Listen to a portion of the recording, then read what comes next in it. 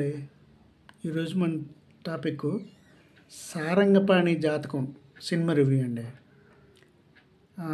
ఈ సినిమా గురించి చెప్పాలంటే శ్రీదేవి మూవీస్ నిర్మించింది శివలంక కృష్ణప్రసాద్ గారు.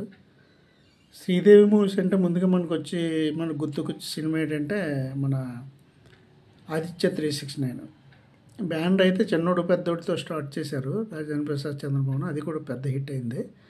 నెక్స్ట్ పిక్చరు ఆదిత్య 369 బ్యానరు పెద్ద పేరు వచ్చిందండి. ఇంచుమించు ఆల్మోస్ట్ ఆ పేరు మీద వచ్చినవన్నీ కూడా మంచి సినిమాలే. సో బ్యానర్ కంటూ ఒక ఇమేజ్ ఉంది. దానికి తోడు ప్రియదర్శి గారి గురించి చెప్పాలంటే ఈ మధ్య బలగం అని, తర్వాత కోర్ట్ అని పెద్ద పెద్ద హిట్స్ వచ్చాయి. సో సినిమా మీద కొంత అటెన్షన్ ఉందండి. ఇక రివ్యూలోకి వస్తే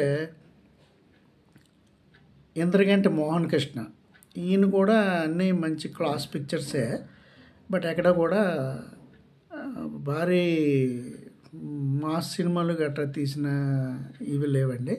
ఓన్లీ క్లాసు, అలా క్లాస్గా సినిమా మూవ్ అయిపోయేలా తీస్తారు. సో టోటల్గా ఇది.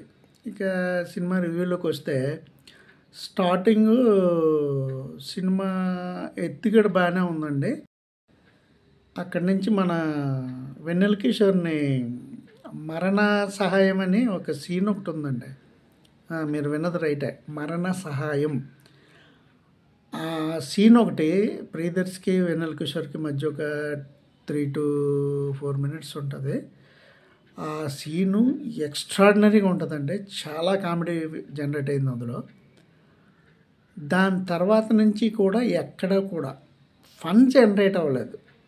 సినిమాకి మెయిన్ డ్రాబ్యాక్ అదే, కామెడీ ఎక్కడో వర్కౌట్ అవ్వలేదు. ఈ ఎక్కడో సోగా సినిమా వెళ్ళేది, అక్కడక్కడ చిన్నదేవో మెరుపులు అంతే తప్ప వెన్నెల కిషోరు, మన ప్రియదర్శి, వైవాహర్ష వీళ్ళ ముగ్గురు మధ్య ఉండాల్సినంత జనరేట్ కావాల్సినంత కామెడీ మట్టుకు ఇందులో రాలేదండి.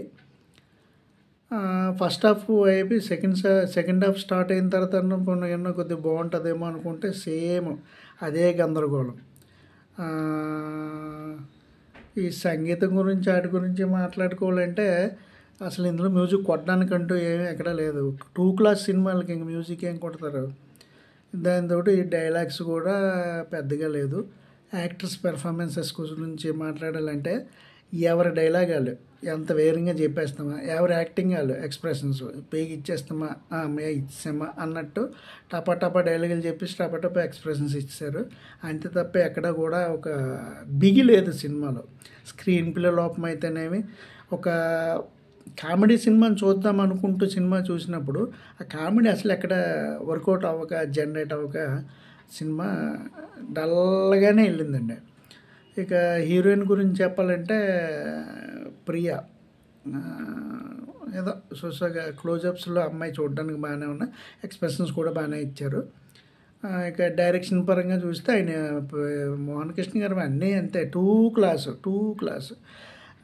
ఒక పిక్చర్ అంటే మరి ఏ క్లాస్ ఒకటే కాదు కదా, మల్టీప్లెక్స్ ఆడియన్సే కాదు, బీసీ సెంటర్లు కూడా అంటే వాళ్ళకి కూడా ఒక అర్థమయ్యే రీతిలో తీయాలి.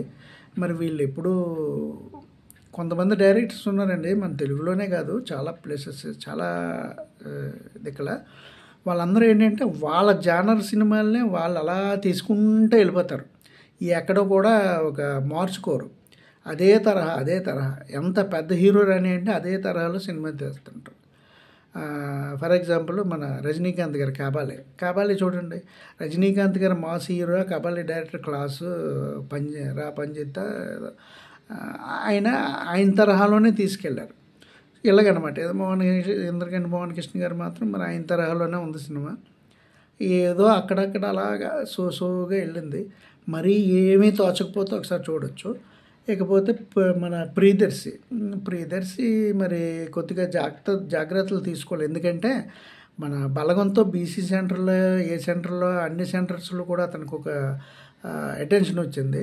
కోర్టు సినిమాతో అది కొంచెం పెరిగింది. మరి ఇలాంటి టైంలోనే మంచి సబ్జెక్ట్స్ ఎంచుకొని అన్ని ఏరియాలకి నచ్చినట్టుండే సినిమా తీస్తే అతను ఇంకా కొద్దిగా ముందుకు వెళ్ళడానికి అవకాశం ఉంటుంది, మంచి పేరు రావడానికి అవకాశం ఉంటుంది. అంతే తప్ప ఇలా మరీ 2 క్లాస్కి వెళ్ళిపోయి మల్టీప్లెక్స్లకి అంటే కొంతమంది ఆడియన్స్ దూరం అవుతారు. ఇప్పుడు వెన్నెల కిషోర్ని పెట్టారు కానీ అదే అసలు సీన్స్లో డెప్త్ లేకపోతే మరి ఆయన ఏం చేయగలరు. వైవర్ష అంతే. సో ఓవరాల్గా సినిమా మరి ఏదో సారంగపాణి జాతకం మాత్రం అసలు బాగోలేదు. ఏమన్నా శాంతి పూజలు గట్రా చేయించి అతనికి కొంచెం మంచి జరిగేలాగా చూడాలి. ఇదేంటి ఇవాళ వీడియో.